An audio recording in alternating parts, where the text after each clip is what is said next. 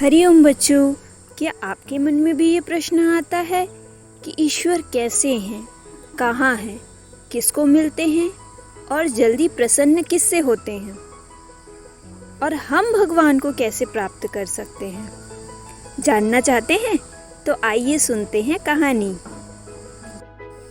भारत में सिंधु नदी के पास बैराणी गांव में धर्मनिष्ठ नगर सेठ श्री थाऊमल जी एवं महंगीबाजी के घर एक सुंदर बालक का जन्म हुआ, जिसका नाम रखा गया आसूमल।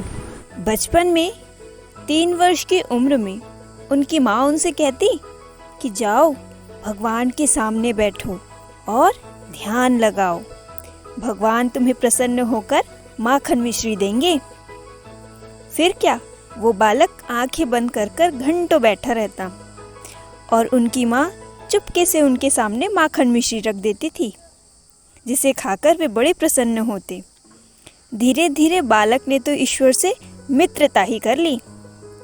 वे उनके गुण अपनाने लगे, जैसे राम जी की तरह वे अपने पिता के पैर दबाते थे, अपनी माता को रोज सुबह उठ के प्रणाम करते थे, अपने विद्यालय के सारे पाठ समय पर याद करके अपने शिक्षक को सुनाते थे।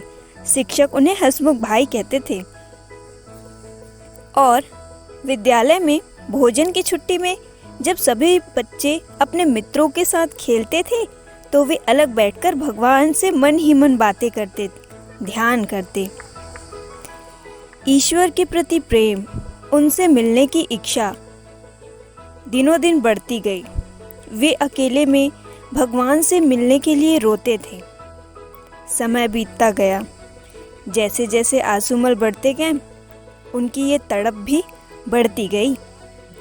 उनके प्रतिदिन का नियम था कि मंदिर जाकर भगवान शिव को जल, दूध, फल, बेलपत्र अर्पण करने के बाद ही वे कुछ खाते थे। एक दिन मंदिर जाते समय रास्ते में एक राहगीर दर्द से कराह रहा था और ज़मीन पर पड़ा हुआ था।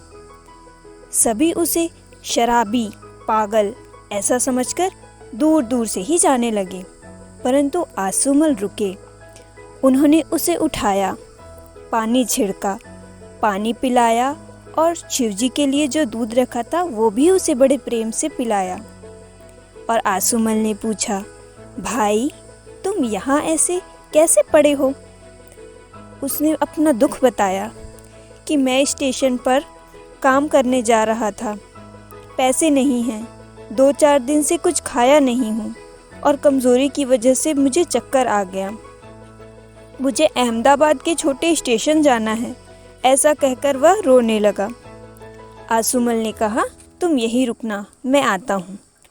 ऐसा कहकर वे घर गए और अपने जेब खर्ची के बचे हुए पैसे लेकर और कुछ रोटियां बनवाकर 2-4 दिन के भोजन का सामान लेकर उसे रिक्शे में बिठाया और उसे उसके गंतव्य पर भेज दिया। और अचानक आसूमल के हृदय से आवाज़ आई कि आज तुम्हारी पूजा सफल हुई। उन्होंने देखा कि कौन बोल रहा है, तो फिर से आवाज़ आई, जिसकी तुम पूजा करते हो वह मैं आत्मशिव बोल रहा हूँ और मैं तुमसे बहुत जल्दी मिलूँगा।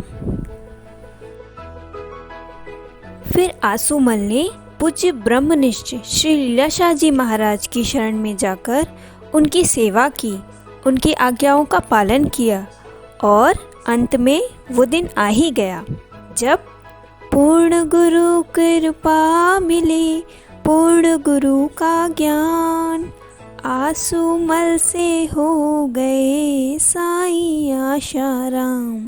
अर्थात उन्हें ईश्वर मिल ही गए, उन्हें ईश्वर तत्व का ज्ञान हो गया, जिनका नाम है परम पूज्य संत श्री आशाराम जी बापू, जिनका संपूर्ण जीवन प्राणी मात्र के हित की भावना से भरा हुआ है, जिन्होंने पूरे विश्व में भारतीय संस्कृति का प्रचार प्रसार किया, जिनका अवतरण दिवस 2 मई को है, जो कि विश्व सेवा सत्संग दिवस के रूप में मनाया जाता है। आप सभी को बापू जी के अवतरण दिवस की खूब खूब बधाई।